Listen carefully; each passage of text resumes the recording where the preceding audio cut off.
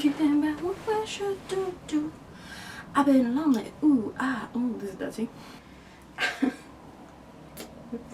Hello and welcome back to my channel. Today we are doing our first ever potluck wrap up.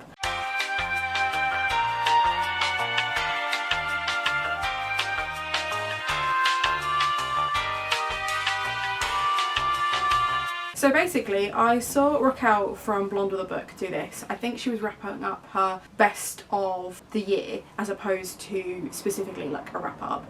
And I thought, this is genius. It's complete chaos. I have no idea what she's going to pick out next. And I'm here for that. Now, I've said it 100 times. I'm going to say it another 100 times. I have 300 books that I need to read to hit my Goodreads goal this year. And that means that there are going to be a lot of wrap-ups that are really fucking long. I can only stand a wrap-up for so long, and I can only stand recording a wrap-up for so long because, you know, like, I don't really know what I'm saying. So my thought was, to stop me rambling on, as I've literally just proven that I do, I'm going to set a timer and I'm going to put all of the books that I read into this very goth teapot. All of the books that I read are going to go into this pot and then I'm going to pull them out at random. But I am not going to take out books that I don't get to, for example. So obviously, this being January's wrap up, this will be the first time that I've done this. In February there will be books potentially from February and January, and then March will be March, February and January, etc. I pride myself on remembering quite a lot about books, and it's almost like a little social experiment. Can I remember in December books that I read in January? We shall see. So it's partly a case of, right, to save time we're going to stick to 20 minutes, and partly because, is Hannah actually reading these books? Does Hannah remember anything about these books? Probably not. Let's start the timer and then I will pull out as many books as I can, but I'm not going to rush through the descriptions of them because I don't want to be like, oh, it's this and then this and then this. Like, I want it to be interesting. I want to tell you all the stuff that I have to say about these books. But if I don't get through them all, c'est la vie. So we're going to start the timer. We're going to put 20 minutes because, I mean, my camera stops recording at 29 minutes anyway. So either I will stop talking or my camera will just shut off anyway and we'll both be happy. So we're setting 20 minutes on the timer. We're pressing play. Timer is officially going. It will make a horrendous noise when it ends. I'm actually going to turn the phone over because if I watch the time, I will either speed up or slow down depending on how long I think I have. So, don't know if you can hear that, but there's lots of bits of paper in there. So, the first one I'm going to wrap up for 2021, very exciting, is Serpentine by Philip Pullman. Now this was one of the ones that I was actually going to save for Polathon in December, and then I didn't. I don't know why I didn't. I assume the closer it got to the end of December, the more I thought, let's save the short books for the ridiculous TBR that I'm going to have in 2021. So I didn't. I really liked this. Essentially, this is a tiny little novella in the His Dark Materials world from Philip Pullman. You're looking at Lyra, and whose name I have forgotten, even though I am obsessed with the series. Oh, Pantalaimon, of course, obviously. It's going to be really annoying if I waste up all of my time coughing. Okay, so this is about Lyra and Pantalaimon, and if you know the ending of His Dark Materials, then great, I'm about to spoil it for those who don't. Essentially, Lyra and Pantalaimon have to separate, and they basically are separated. In Lyra's world, demons are representatives of your soul, and they can morph into different shapes and different animals up to a certain age, and then at some age they just stop changing, and it does go into the mythology of that quite in depth, and I found that fascinating.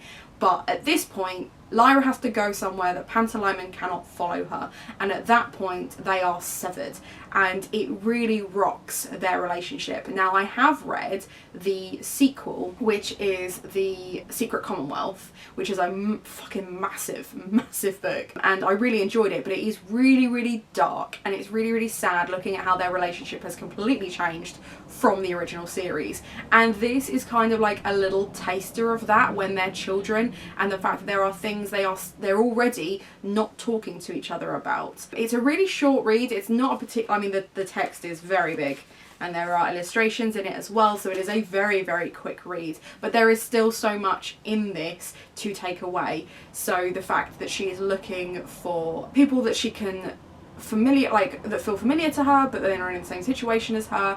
I found it really, really interesting that one of the characters she goes to visit has also had their demons severed from them, so she finds common ground. I think this actually came out after the Commonwealth, because in the Commonwealth she's really struggling to find people that will be accepting of her of that, whereas in this, a friend of hers from childhood is there. So this is far more a childish version than it is the Secret Commonwealth, but I really, really liked it. The pacing felt authentic considering it's a novella. It didn't feel rushed, it felt just like a nice little epilogue scene, and I really, really enjoyed that. And I need to get Lyra's Oxford and Once Upon the North, because I haven't read those ones and I just think they are so super cute, and like I said, I need more short reads. So really, really enjoyed this. I think I gave it between 3 and 4 stars. Like, it didn't blow me away, novellas usually don't, but I really enjoyed it, and it was just that little tap of nostalgia to start my year, which was great. Book number 2.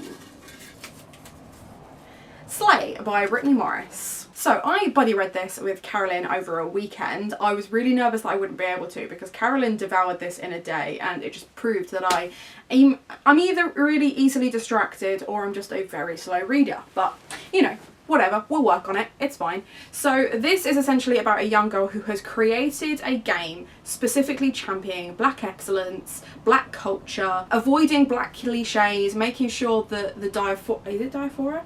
Is that the word I'm looking for? Diaspora? No, it's not diaspora, is it? 2 hours later.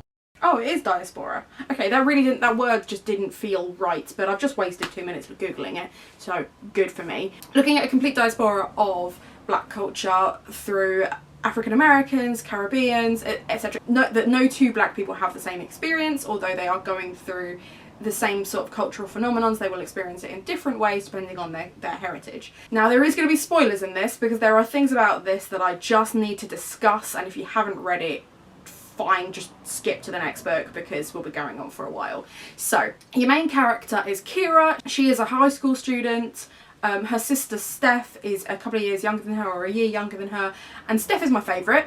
Hands down, Steph is my favourite. She is so eloquent, and she is so argumentative, and she is just here for none of your shit, and I really respected her. And what I liked about their dynamic is, I generally don't like a passive protagonist. I don't like a protagonist where something is done to them, but it needed to be that way for this, because if Kira had been the one kind of antagonising or kind of fighting back on those trying to antagonise her, I don't think she would have been... I don't think she could have done anything right. Like, I don't think this was a situation... It was completely out of her control. I said I was going to spoil it, so for context. She has created this game, and in this game there are coins that you can collect. And then when you collected enough coins, you can buy stuff within the game. It's a standard game trope, like lots of games have that. But a group of boys decided they were going to amalgamate all of their battles. They were going to split time into one character and saved up enough coins to buy everything, basically. And then one of the boys decided he was going to hold those game coins for ransom against the other boys. Now, one of the guys turned out to be not a nice guy, broke into his house and shot him whilst he was playing the game. So it then becomes this massive media phenomenon where they're discussing her game in relation to this shooting. Now, yes, Kira created the game. That, as far as I'm concerned, is where her liability ends. Like, she is not responsible for someone shooting someone else because of her game. Like, I don't think that is an acceptable argument, but that is the argument that the media are making in this game, and they discuss violence in games and how violence is represented, and then they start talking about racism and the idea that because white people are excluded from this game, that it's racist. Now, it's an interesting conversation in that my opinion on it is pretty much, oh god, I meant to say pretty much black and white, which is just fucking hell, Hannah. My opinion is this: it's not exclusion. To have something for yourself and to have something that represents your culture is completely valid, and it shouldn't take a middle-class white woman to tell you that. Like, that should just be the norm. We should just expect that. So for her to have something that she made to represent who she is, and to have other people tell her specifically that she should be sharing it and she should be allowing white people in it when white people have had the monopoly on pretty much everything ever, that is just, I just didn't, yeah, anyway, so I can understand, I can't understand, I can empathise why she was feeling a certain way about this. I'm editing the video and I just realised the argument that I'm trying to make here, and essentially it's a case of, I really like the idea of women-only gyms because I don't like the predatory feeling I get when I go to a gym where there's lots of men there. Now, I've been catcalled, I've been harassed and stuff. I haven't necessarily been harassed in a gym, but there is something about going to a gym that I find very intimidating. And I like the idea of a women's only gym because I do feel safer there. And what I was trying to say in a roundabout way is I can understand why someone would want a game like this in this situation, on the understanding that they are going to feel safer in that environment than in an environment where they are surrounded by predators that they have experienced in the past, essentially. And I don't know if I was succinct in saying that, so I'm just adding this here as a little side caveat. She has a conversation with one of her friends about this, and her friend basically inadvertently calls her a racist because she's created this game. He doesn't know that she's made this game, but he believes that this game is racist and that he's going to sue her, and she starts panicking that she's going to get a lawsuit because of the fact that she's not protected by this game because it's a homebrew thing. So that is also another interesting conversation. It brings up, like, what I liked about this is essentially it's a balance of a lot of really complicated relationships around a passive protagonist who has no control over any of them. She doesn't get a say. She doesn't get to go onto the news and say, here's how I feel about a thing, because if she does that, then she's putting herself in danger. And it's great having a secondary character kind of explain on behalf of her so that she doesn't have to explain herself. At no point does she have to justify her behaviour, because of course she doesn't need to justify her behaviour. It doesn't take much empathy to understand that she doesn't actually need to say anything or do anything. But the whole time she is kind of fighting who she sees herself as a black person, who her parents expect her to be as a black person, and who her boyfriend expects her to be as a black person. So having that passive protagonist meant that you can have these layers of who she feels she should be, this thing that she has made, the political and media upheaval because of it. It's not really political, but it is polarised. This polarised upheaval from the media all around this thing that she's created that she is incredibly proud of. And I just found that as a dynamic really, really fascinating and just really fun to read. The plot twist fucking got me. I mean, Caroline had read ahead and I was like, she's like, oh my god, I've just found out who it is. And I was like, right, tell me. And she's like, are you sure? And I was like, yes.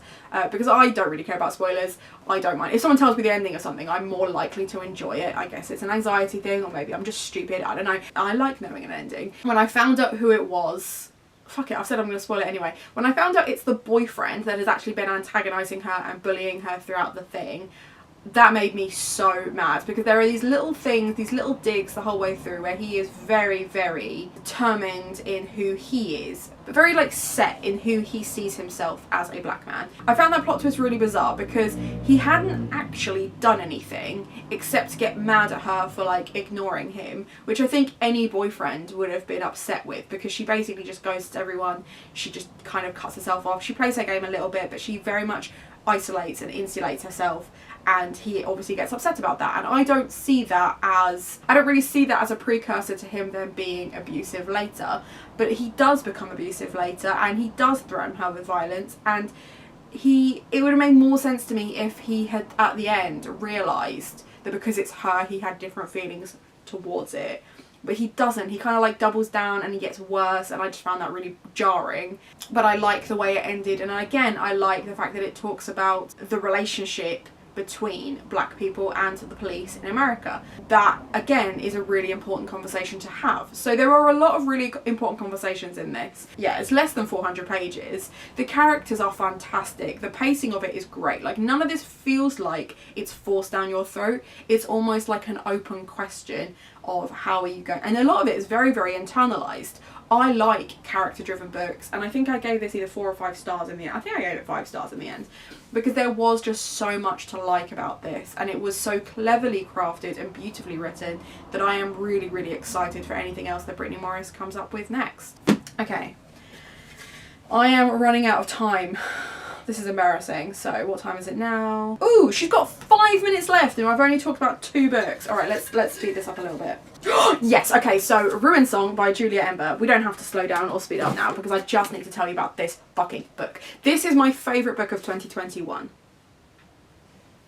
The characters in this are fantastic. So essentially, I've explained it in a couple of other videos before, and I knew I did say I would get it into every video if I could. But essentially, this is about a young girl who can sing you to death. She has magic that is controlled by song, and she basically has been taught all these songs specifically to torture people. She doesn't enjoy torturing people, but as far as she's concerned, rather you than her. So it's a case of she tortures just to stay alive, which I find really fascinating. And then there is a split POV. You also see from the perspective of a girl who used to be friends with her when they were children, and then they lost contact, and they are reunited when essentially there is a group assembly, and the girl who tortures people tortures the entire room. She basically makes them feel like they have been set on fire, and then she heals them, and they become enemies because her childhood friend sees that she's on the other side, sees that she's basically of the enemy, and wants nothing to do with her. And they bump into each other later on, and they end up having like a massive row. And this evil queen who's kind of controlling everything forces them together. So it is very much a friends to enemies to lovers romance, and I fucking love that. The characters are really interesting. I love that this had a plus size rep. I loved that this had kind of that sapphic romance. It's not an easy redemption story. I don't feel that, what I liked about the ending, because it is a standalone, I feel like with this you could have like turned it into like a massive series and I'd have eaten the whole thing up. But I really liked that it was a standalone because it meant that the redemption arc doesn't come full circle. Like, she's not fully redeemed at the end of this, and you read it and you'll see why.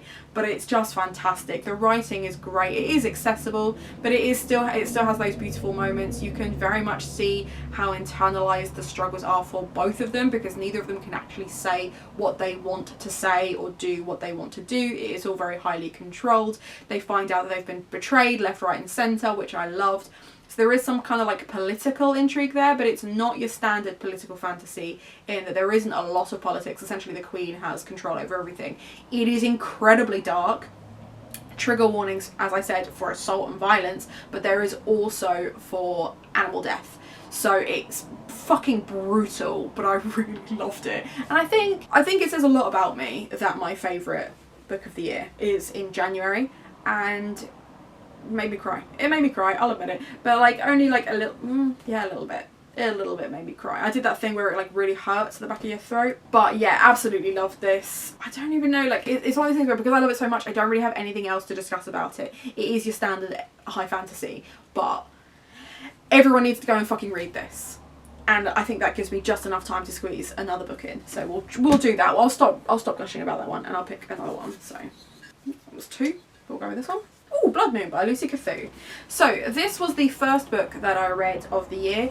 This is a novel in verse about a young girl who basically has, it's not full sex, but she basically, I don't know if I want to say that. Basically it says about sexual experience, and it's like, yeah, she gets fingered. I don't know why I'm being so funny about it. Anyway, she gets fingered and she's on her period. It's a little bit gross, but it's also completely fucking normal. And basically it gets turned into a meme. She gets cyberbullied for it, and it basically looks at how we interact with the idea of sex and periods and friendships and relationships. Going into this is not what I was expecting at all. I knew it was going to be like, that was vaguely the plot line, but what I thought was really, really interesting is it talks on the back about it being about female friendships and empowerment. And she and her best friend are fucking horrible to each other, and then at the end they're just besties again. Now, I have had long conversations with Emma and Keris about this, because they were like, oh, I can understand it, if you feel a certain way about this then you're not going to want to talk about that, and I get that, but they literally start the book being like, we're best friends, we tell each other everything, and then on page 2 she's like, I'm not going to tell her this thing though, this key piece of information that's basically going to be the premise for the entire fucking book, because I want to keep something to myself. Fine, keep stuff to yourself. And then the whole way through she's like, I don't understand why she's treating me like this. Because you didn't fucking tell her. You didn't tell her this thing. When she finds out the thing, she finds out through other people, and then she's just kind of like, cool, yeah, get over it. Which is not the nicest way of dealing with this, because she does feel bullied. She's being attacked. There are some really brutal moments in it where people on the internet are being like, I'm gonna rape you, I'm gonna assault you and stuff like that, and it's just like, it's fucking brutal. And I think because it's written in novel in verse and it has that, there we go, that's my 20 minutes up, but I will just quickly cover this.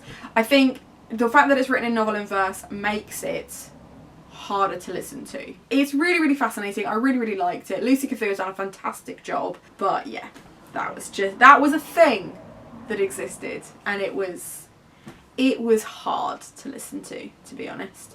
I can't believe that in 20 minutes I only managed to tell you the entire plot of 4 books when I read 25. So, okay, there's the first potluck wrap up. She's gonna need to be quicker going forwards. But as I said, all of the other books, and I'm just to prove there are still more in there, they will stay in there, and then any books that I read in February will also be going in the pot, because I have a collection of teapots that are purely decorative. Might as well fucking use them. That is my potluck wrap up for January. I hope you've enjoyed it. Links for any of the books that are available through Waypoint will be in the description below. So if I have intrigued you or just fucking ruined a book but you're still up for buying it, click on the link down below. That actually supports me, the content that I make, and hopefully will help me move out of my house. That would be amazing. Other than that, let me know what your favourite book of January was and just keep me in the loop. Have a nice day.